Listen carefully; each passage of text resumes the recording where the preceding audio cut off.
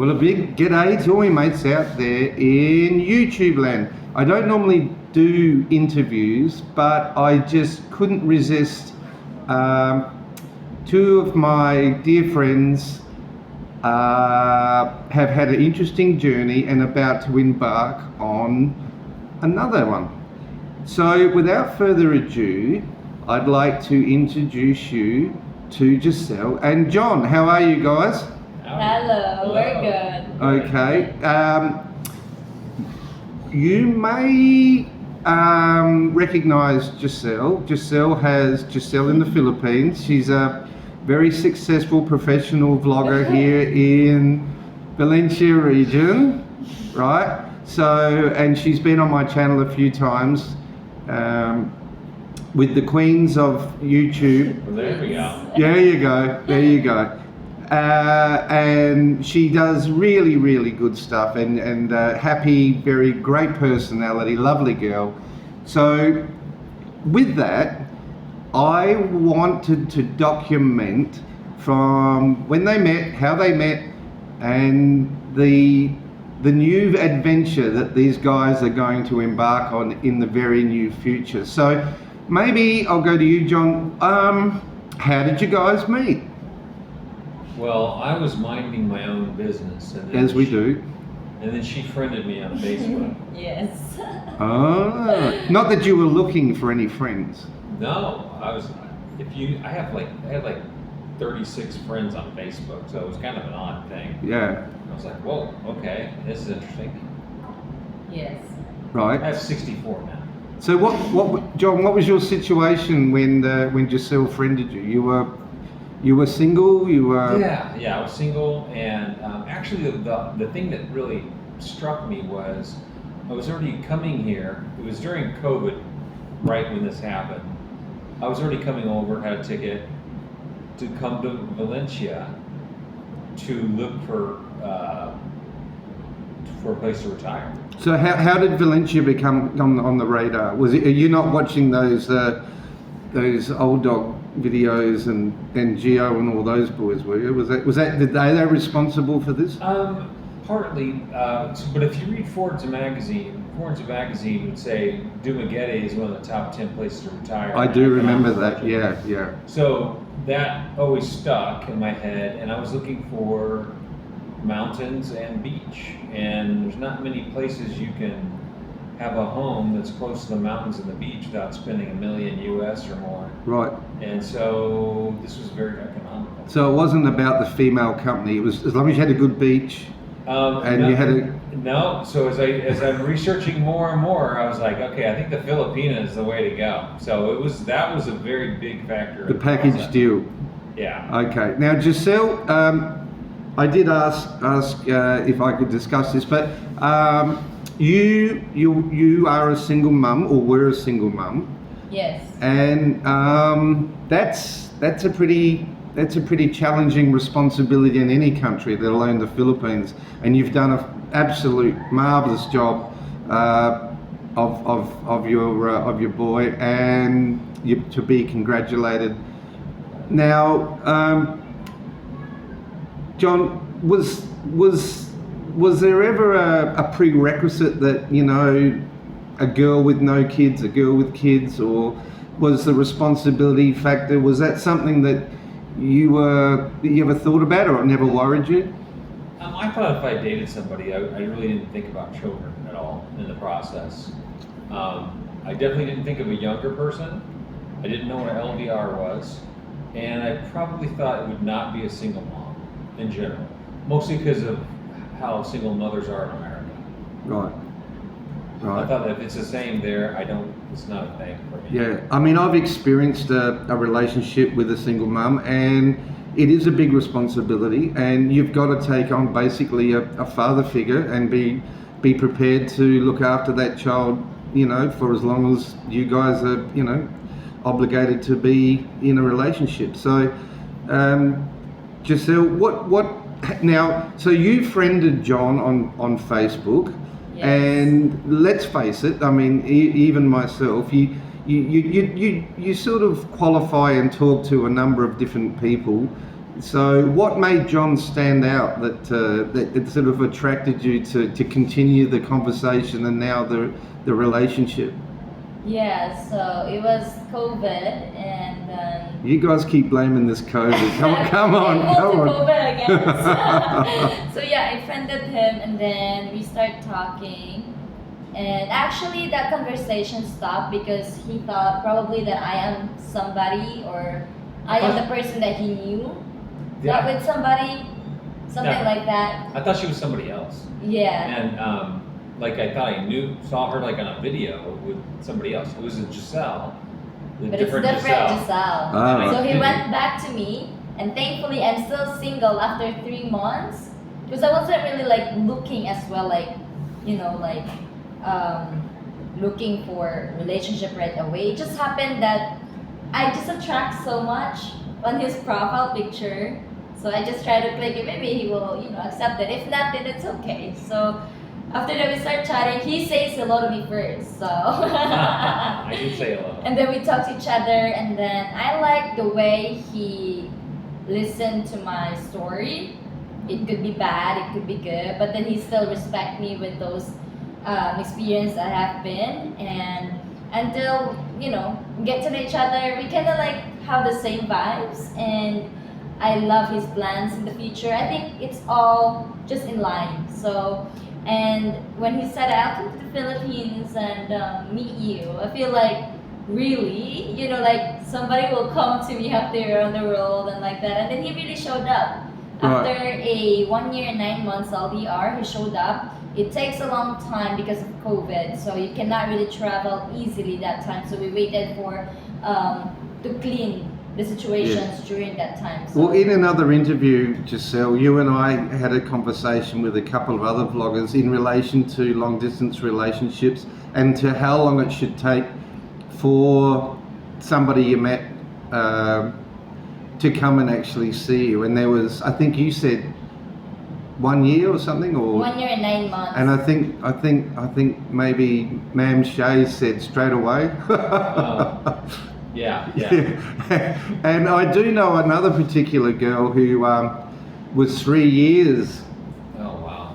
in a long distance relationship, and unfortunately the guy admitted eventually that he really didn't want to come here. So it is a roll of the dice, and it's obviously very difficult. Yeah, it's difficult because you fell in love so much, and Yeah. then there's hope. You're giving hope to someone that you could not really do, or broken promises. So it's risky. Right. Your feelings is very in risk because you gave the feelings. Okay, so let's fast forward to look. And I know, John, you've come and gone how many times now?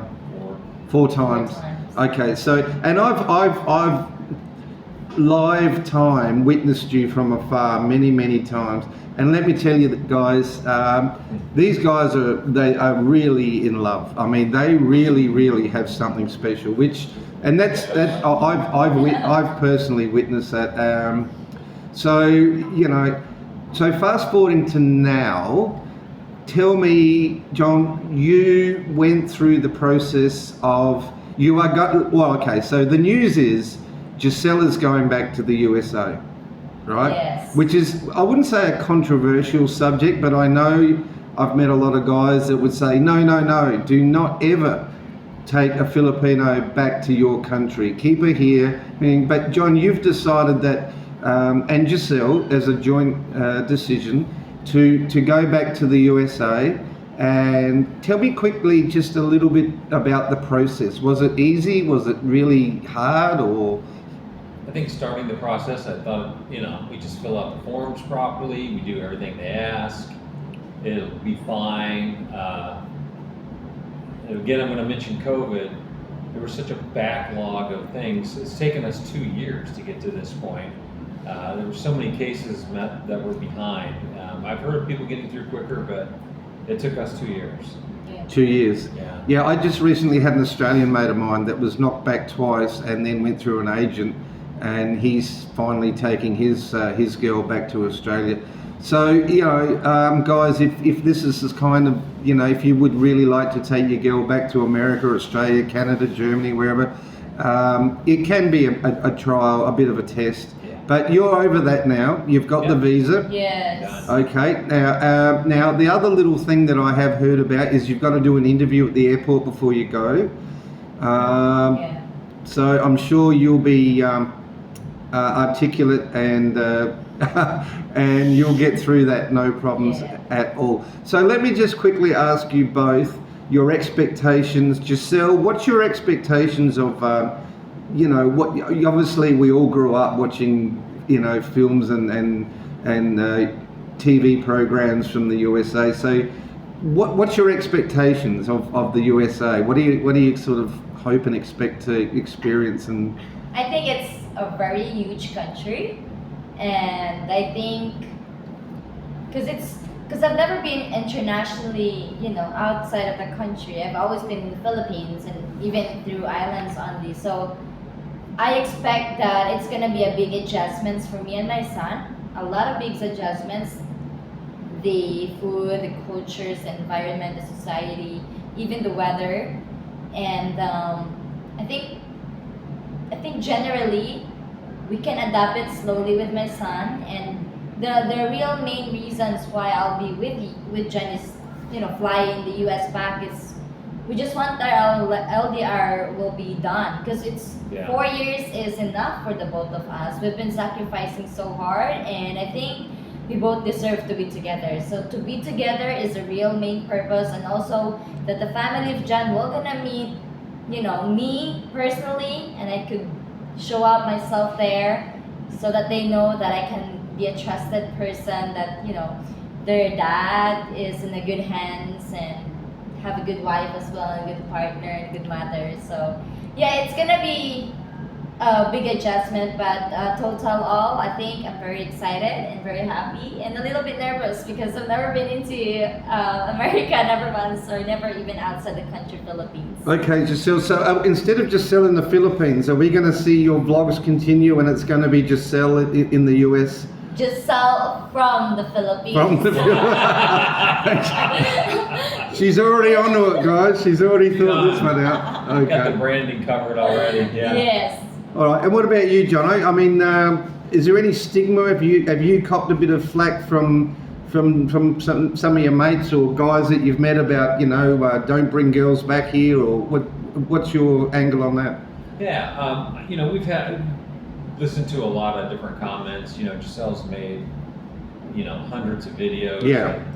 So I read all of her comments. I watch every footage that she's on anywhere, just to manage in any way I can behind the scenes. For sure. So all that being said, I've heard all of it. Believe me. Yeah, I I've bet. heard every snarky, bitter, grumpy, Yeah. negative thing possible. But anyway, all that being said, yeah, been told don't bring her back to America. And it looks like we took forever to do this. It's Yeah. 4 years, right? Well, one was 1 year, 9 months for the COVID process. We meet each other within a month. We said, yeah, we got to be together. We can't wait any longer. Immediately started the visa process, and it took this long. So we actually moved very quickly.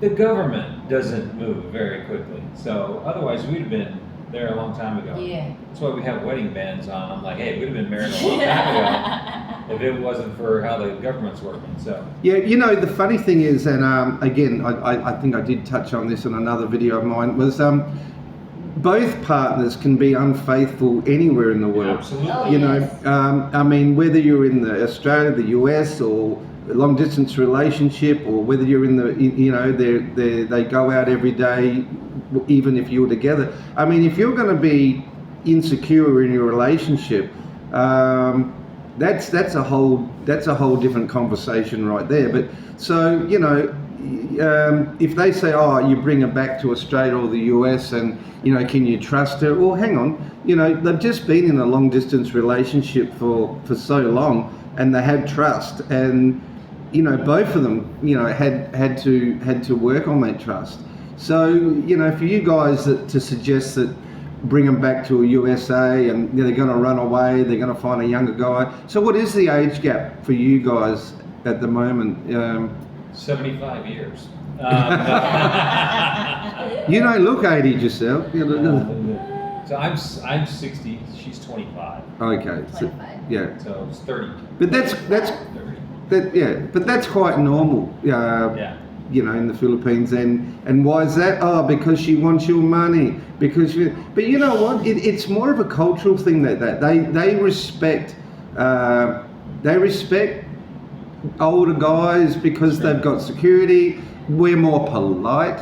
Yes. And I think that, you know, with our generation, like I'm 60, and I was brought up by my mother and parents to respect women, to open the door for them, to look after them, and all that. And I'm not saying the younger generation is not groomed in that fashion, but I think that is an attraction for the girls in the Philippines to, you know, as one of the factors that they like about the foreigners coming here. So, okay, well, look, I'd like to wish you all the very, very best of luck. And I'm sure that, you know, obviously a relationship, whether you're wherever you are in the world, is it's compromise, it's give and take. But I feel really strongly that you guys are really going to do well, and we're going to miss you here because Oh, yeah. Sure. I'd run into old Jezza every now and then and say g'day, and she's a Bonza girl. She's really good, and he's a very caring, loving guy, very sensitive, and I'm sure they're going to do just fine. But I'm really going to look forward to. So when do you think you guys will get back here? In the U.S. immigration system, you have to stay there for about there's a certain phase you have to go through. It's like 3 or 4 years. Right. Yeah. Until that point, she's not supposed to travel out of the country. So that's the issue. Okay. Well, so 3 years before, but I'm sure we'll be in touch through this Facebook stuff and all the rest of it, and see how your progress is. And but all right. Well, look, thank you very, very much for giving your time today and expressing your journey from when it all started. And I hope that's encouraging to some of you guys that are watching this video. You know, true love does exist, and yeah, you can take you can take your girl back to your own country without her running away with a guy with a Ferrari, and you know, because if it's true love, it's true love. It's true love. And money doesn't have any part in it. It's about the big heart and the generosity and love that and the honesty and trust that you share in a relationship. So all the best to you guys. Thank you once again for sharing all this with us. It is a personal thing. So good luck. Thank and you God so bless, much. and we'll see you soon. Bye-bye. Thanks, guys. Don't forget, guys, to like, subscribe, and share. Okay. Yeah. Bye, guys.